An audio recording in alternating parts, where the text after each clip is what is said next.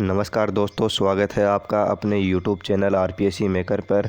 दोस्तों, पिछले वीडियो में हमने जो अधिगम के प्रकार थे वो पढ़ लिए थे। संज्ञानात्मक अधिगम, क्रियात्मक अधिगम और भावात्मक अधिगम। अधिगम के सोपान ये पढ़े थे, अधिगम की विशेषताएं ये पढ़ी थी, और जो अधिगम की जो महत्वपूर्ण परिभाषाएं थी ये हमने सभी पढ़ ली थी। तो दोस्तों, आज हम पढ़ने वाले हैं रॉबर्ट गेने के अनुसार अधिगम के प्रकार, यानी रॉबर्ट गेने का अधिगम का सिद्धांत। तो दोस्तों, वीडियो को स्टार्ट करने से पहले आपसे छोटी सी रिक्वेस्ट है, यदि आप हमारे चैनल को पहली बार देख रहे हो तो चैनल को सब्सक्राइब करना ना भूलें।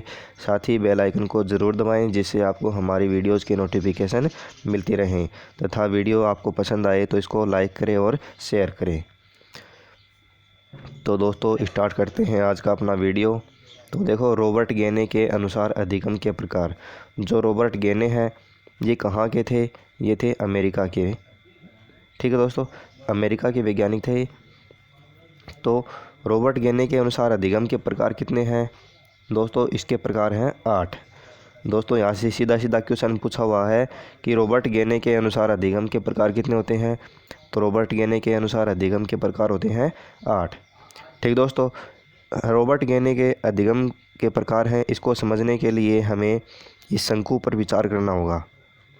ठीक दोस्तों, जो पिरामिड बनाया हुआ है शंकु है, तो इस पर विचार करना होगा। देखो, इसको मैंने 8 पार्टों में विभाजित कर रखा है। देखो, 1 1 2 3 4 5 6 7। ठीक दोस्तों, ये नीचे वाला हो गया 8। ठीक दोस्तों, तो इस प्रकार से रॉबर्ट गेने के है अधिगम के प्रकार 8। और दोस्तों देखो, इनमें से अधिक मात्रा किसकी, यानी अधिक एरिया किसका है? सबसे अधिक एरिया है इसका, जो नीचे वाला है। फिर इससे कम एरिया है इससे ऊपर वाले का, फिर इससे कम ऊपर वाले का, फिर उससे कम इससे ऊपर वाले का, फिर इससे कम इस ऊपर वाले का, फिर इससे कम, और सबसे कम किसका है? सबसे कम है ऊपर वाले का। तो दोस्तों देखो, जो अधिगम का प्रकार है ये किस प्रकार से है? इस तरह से बढ़ते हुए क्रम में, नीचे से ऊपर की ओर। ठीक दोस्तों, नीचे से ऊपर की ओर, इस तरह से ये है अधिगम को सीखने का प्रकार है। इस तरह से सीखा जाता है। और देखो, जो नीचे वाला है इसको दिया गया है, इसको नंबर 1, इसका नाम है संकेत अधिगम। जो इससे कम एरिया है, सेकंड नंबर इसका है उद्दीपक अनुक्रिया अधिगम। फिर 3 नंबर पे है श्रृंखला अधिगम। 4 नंबर पे है शाब्दिक शास्त्रीय अधिगम।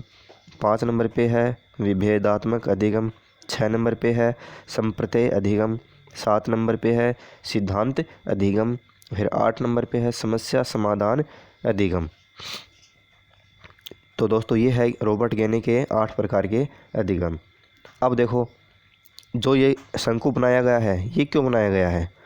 तो देखो, शंकु बनाया गया है ये इस तरह से बनाया गया है कि जो अधिगम होता है वो सबसे अधिक शिखा किस क्षेत्र में जाता है? संकेत अधिगम। संकेत अधिगम होता है वो सबसे अधिक होता है, ये एरिया सबसे अधिक है ना। और सबसे कम किसका होगा? सबसे कम होगा समस्या समाधान अधिगम, ये रहा सबसे कम। ठीक दोस्तों, और ये दोस्तों जो पिरामिड है ये इस प्रकार से होता है, यहाँ पर सरल से जटिल की ओर। ठीक दोस्तों, सरल से जटिल की ओर। तो ये सबसे सरल होगा, फिर ये उससे थोड़ा हार्ड होगा, ये फिर उससे हार्ड होगा, ये उससे हार्ड होगा, ये उससे हार्ड, ये उससे हार्ड, ये उससे हार्ड। और सबसे हार्ड कौन सा हो जाएगा? जो 8 नंबर पे है समस्या समाधान अधिगम। ठीक दोस्तों, तो सरल से जटिल की ओर चलती है ये अधिगम, ये सरल से जटिल की ओर। तो इसमें सबसे सरल कौन सा हो जाएगा? संकेत अधिगम। और सबसे जटिल कौन सा हो जाएगा? समस्या समाधान अधिगम। तो देखो, इनको समझते हैं हम। पहला है संकेत अधिगम। ठीक दोस्तों, संकेत अधिगम क्या होगा? जैसे जो छोटा बालक होता है वो संकेतों के माध्यम से सीखता है। ठीक दोस्तों, जो बालक होता है सबसे अधिक क्या सीखेगा? वो संकेत के माध्यम से सीखेगा। जैसे शुरू में बालक है, जैसे शेष अवस्था में बालक होता है, उसके सामने हम समस्या रखेंगे, क्या रख सकते हैं? नहीं रख सकते। कोई सिद्धांत है, संप्रत्यय है, कोई नियम है, ये रखेंगे तो वो समझेगा? बिल्कुल नहीं समझेगा। उद्दीपक अनुक्रिया ये भी नहीं सीखेगा। तो सबसे पहले जो बालक होता है वो सीखता है संकेत अधिगम। संकेतों के माध्यम से बच्चा वो सबसे पहले सीखता है। ठीक दोस्तों, फिर आता है अपना उद्दीपक अनुक्रिया अधिगम। 2 नंबर पे उद्दीपक अनुक्रिया अधिगम। ये क्या है? जैसे बालक है, उसके सामने कोई उद्दीपक रख दिया जाता है। उद्दीपक क्या होता है? स्टिमुलस। ठीक दोस्तों, कोई भी वस्तु होती है जो उसको सीखने के लिए प्रेरित करे, वो क्या होती है? उद्दीपक। तो उसके सामने वो उद्दीपक रखा जाता है तो वो उससे सीखता है। ठीक दोस्तों, ये हो गया उद्दीपक अनुक्रिया अधिगम। यानी उद्दीपक रखेंगे तो उसके प्रति क्या करेगा? वो अनुक्रिया करेगा। ठीक दोस्तों, जैसे आजकल आजकल के जो बच्चे होते हैं उनके सामने मोबाइल रख देते हैं, तो मोबाइल रख देते हैं तो तुरंत वो अपने हाथ में लेने लगता है। तो मोबाइल उसके लिए क्या हो जाएगा? मोबाइल फ़ोन हो जाएगा उसके लिए उद्दीपक। और उसके साथ वो क्या करेगा? अनुक्रिया करेगा। उस पर जैसे उसके जो माता पिता करते हैं उस पर फ़ोन पे अंगुलियां मारना स्टार्ट कर देगा, इस तरह से जैसे हम चलाते हैं उसी तरह से। ठीक दोस्तों, ये हो जाएगा उद्दीपक अनुक्रिया अधिगम। और दोस्तों देखो, उद्दीपक अनुक्रिया अधिगम है, ये जो थार्नडाइक का अधिगम सिद्धांत है और स्किनर का अधिगम सिद्धांत है उस पर आधारित होता है। ठीक दोस्तों, फिर है श्रृंखला अधिगम। देखो 3 नंबर पे कौन सा है? श्रृंखला अधिगम। श्रृंखला अधिगम क्या होता है? जैसे देखो, कोई भी बच्चा है उसके सामने श्रृंखला सीरीज़ के रूप में, जैसे कोई चैप्टर होता है पूरा, जैसे 5 पेज का चैप्टर हो गया, तो बच्चा है उसको सीखने में उसमें प्रॉब्लम होती है। लेकिन वही बच्चा अगर उस चैप्टर को 5 भागों में डिवाइड कर दें, ठीक दोस्तों, एक एक पेज उसको पढ़ने के लिए दिया जाए तो उसको आराम से सीख लेगा। और एक साथ उसको 5 पेज दिया जाएगा तो वो नहीं सीख पाएगा। तो ये क्या होती है? श्रृंखला अधिगम। तो एक श्रृंखला के रूप में क्या होता है? बच्चा जल्दी सीखता है। फिर आता है शाब्दिक शास्त्रीय अधिगम। ठीक दोस्तों, अब देखो ये जो नीचे वाले हैं सभी हैं 1 से लेकर 3 तक हैं, ये कौन से हैं? ये तो है अशाब्दिक वाले। ठीक दोस्तों, इनमें जो बच्चा है वो शब्दों का प्रयोग नहीं करता बिल्कुल भी। फिर 4 नंबर पे है शाब्दिक। इसमें क्या होता है? बच्चा जो शब्दों का प्रयोग करना सीख जाता है। जैसे कैसे सीखेगा? जैसे जो बालक है, जब बालक है उसको माता पिता बोलेंगे देखो ये क्या है, वो बोलेगा, ये बोलेगा मम्मी है। ये क्या है? मम्मी है। ये कौन है? ये भाई है। ये कौन है तुम्हारा? उसको सिखाना बताएंगे, ये कौन है? भैया है। क्या नाम है इसका? भैया। तो बच्चा भी क्या करेगा? भैया, भैया, दीदी, इस तरह से चाचा, चाची, इस तरह से वो नाम सीखना सीख जाएगा। तो वो कौन सा अधिगम हो जाएगा? उसका शाब्दिक शास्त्रीय अधिगम हो जाएगा। ठीक दोस्तों, फिर आता है आपका विभेदात्मक अधिगम।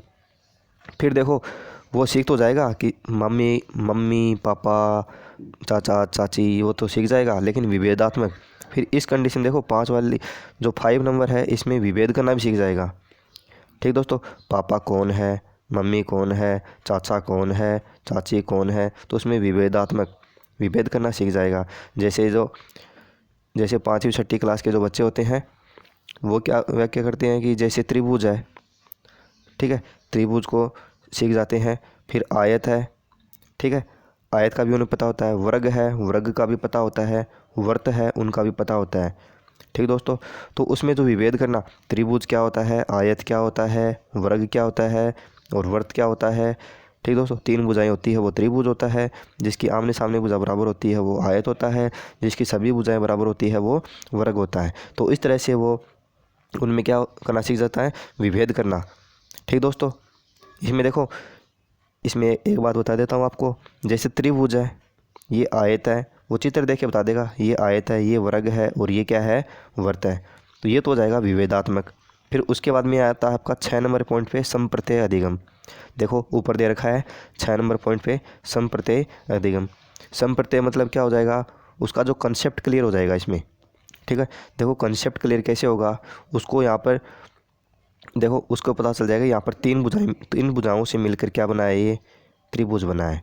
और इसमें क्या है? 4 भुजाओं से मिलकर क्या बना है? आयत बना है। लेकिन इसमें क्या है? आमने सामने की भुजा बराबर है, तो ये क्या है? आयत है। और वर्ग क्या होता है? इसकी सभी भुजाएं कैसी होती है? बराबर। और वर्त कैसा होता है? गोल। इसे हम प्रकार की सहायता से बनाते हैं। तो वो क्या हो जाएगा? उसका संप्रत्यय अधिगम। संप्रत्यय दोस्तों होता है कंसेप्ट, उसका कंसेप्ट क्लियर हो जाएगा। अगर उसमें उसको विभेद करना आ जाएगा, अगर उसको विभेद करना ही आ जाएगा कि त्रिभुज क्या होता है, वर्त क्या होता है, वर्ग क्या होता है, आयत क्या होता है, तो उसको उसका जो कंसेप्ट है वो भी क्या हो जाएगा, साथ साथ में क्लियर हो जाएगा।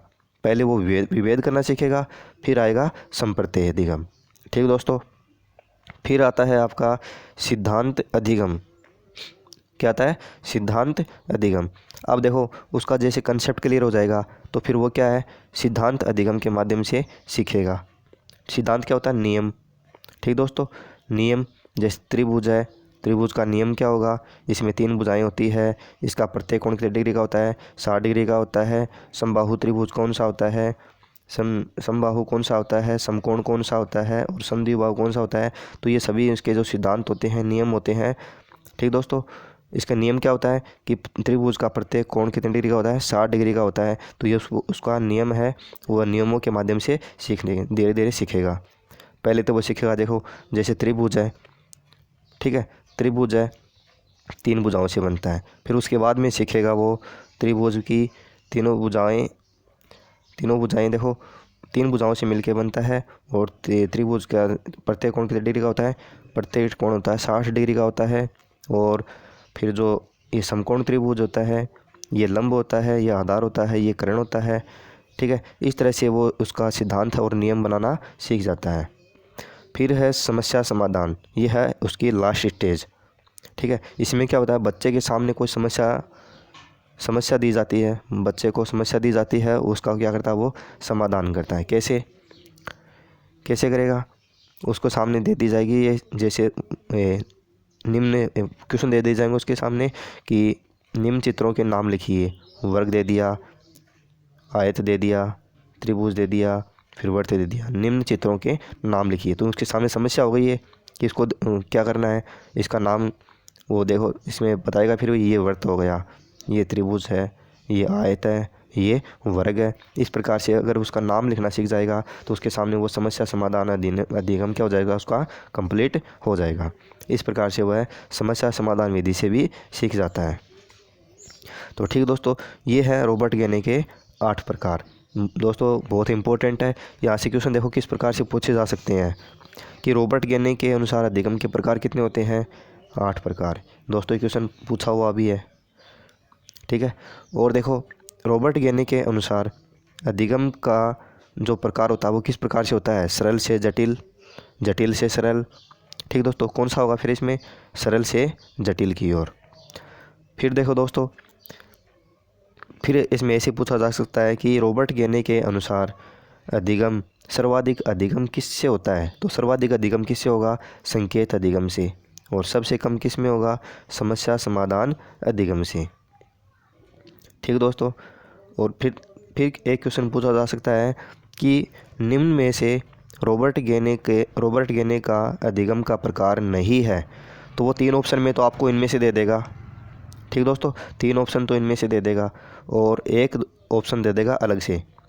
ठीक दोस्तों, उसमें आप फिर कंफ्यूज हो जाओगे। तो इसलिए आपको ये जो 8 नियम है, 8 अधिगम के प्रकार हैं, ये आपको परफेक्ट याद होने चाहिए। संकेत अधिगम, उद्दीपक अनुक्रिया अधिगम, श्रृंखला अधिगम, शाब्दिक शास्त्रीय अधिगम, विभेदात्मक अधिगम, संप्रत्यय अधिगम, सिद्धांत अधिगम, समस्या समाधान अधिगम। ठीक दोस्तों, फिर एक क्या है, एक इसका जो क्रम है वो भी पूछा जा सकता है। रॉबर्ट गेने के अधिगम प्रकार हैं, उनको क्रम के अनुसार व्यवस्थित कीजिए। देखो फिर इनका क्रम है वो आपको उल्ट पलट करके दे देगा। जैसे ऑप्शन में ए ऑप्शन में दे देगा संप्रत्यय अधिगम, शाब्दिक अधिगम, उद्दीपक व संकेत। बी में दे देगा फिर ये संकेत, उद्दीपक, श्रृंखला, शाब्दिक। तो फिर दोस्तों राइट आंसर क्या हो जाएगा अपना, ऑप्शन नंबर बी हो जाएगा। आपको ये ना क्रम वाइज याद होने चाहिए पूरे। ठीक दोस्तों, जिस तरह से दे रखे हैं 1 नंबर पे संकेत, 2 नंबर पे उद्दीपक, तो इस प्रकार से आपको क्रम वाइज याद होने चाहिए। ठीक दोस्तों, एक एक सिद्धांत का क्रम याद होना चाहिए। 1 नंबर पे संकेत है, 2 नंबर पे उद्दीपक है, 3 नंबर पे श्रृंखला है, 4 पे शाब्दिक, 5 पे विभेदात्मक, 6 पे संप्रत्यय, 7 पे सिद्धांत, 8 पे समस्या समाधान। तो दोस्तों यहाँ से क्वेश्चन, ये 4 प्रकार के क्वेश्चन केवल बन सकते हैं। ठीक दोस्तों, उम्मीद करता हूँ दोस्तों आप मेरी बात को समझ रहे होंगे और आपको आज का वीडियो पसंद आया होगा। तो ठीक है दोस्तों, मिलते हैं नेक्स्ट वीडियो में एक नए टॉपिक के साथ। तब तक के लिए जय हिंद, जय भारत।